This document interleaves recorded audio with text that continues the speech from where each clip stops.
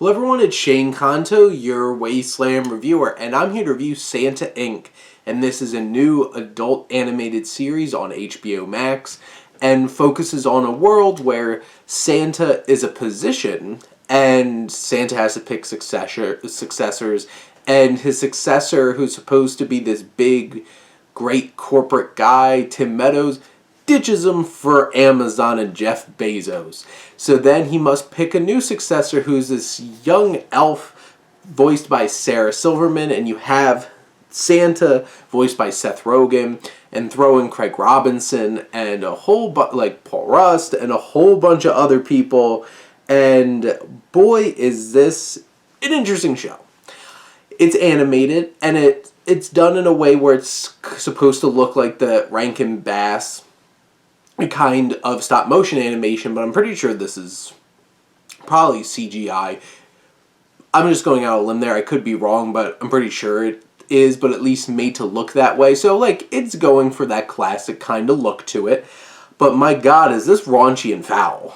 Like, the language, like, they just throw out curses and drugs and sex and raunchiness at every single turn.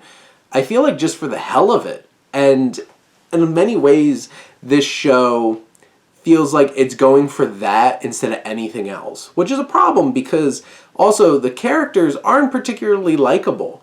Santa's a jerk. Our main character, Candy, could easily be too much. I do like Mrs. Claus, to be honest, and I feel like she's shortchanged so much, and she's just like suffering all throughout this series to a horrible husband in Santa Claus, and like the characters didn't really draw me in, but there's definitely some interesting ideas and concepts. This whole corporate structure of Santa, and like he has polar bears, it's like a secret service, like straight out of Zootopia, and you have this competition with Amazon and Santa Claus trying to look at like what's going to look well. He wants to go down in history because he picked a black successor, and now he's going to pick a woman successor who's also an elf, and trying to look at the graphics on how that's going to look for him. And it deals with all those kinds of things and like horrible corporate corruption and stuff like that. It even loops in like the Easter Bunny, like Peter Rabbit, and the Easter holiday, and the competition between the holidays. Like, those ideas are interesting, but it gets all so bogged down with just this raunchy, mean-spirited humor that really isn't funny, and so much of it is really lowbrow and uninteresting.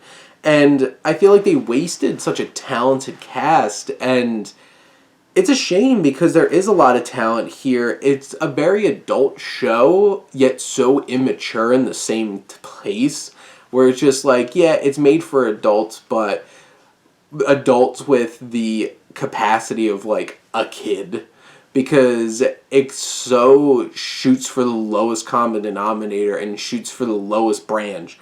But I just feel like there's so much wasted potential because there's so many cool and interesting ideas.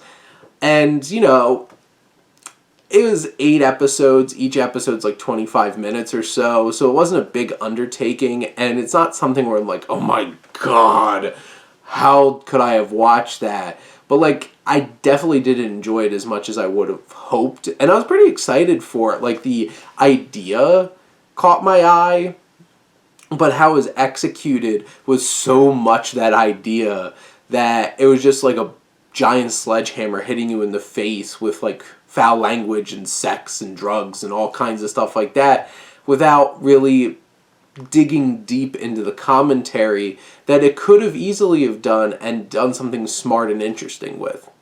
But it shoots low and hits low, and you know, I think there's a decent amount of people that'll have some fun with this and have some laughs. So if you want, go check it out. It's on HBO Max. But those are my thoughts on Santa Inc. Season 1. Let me know what you think, and let's talk some TV. But thank you as always for tuning in and supporting your Wasteland reviewer.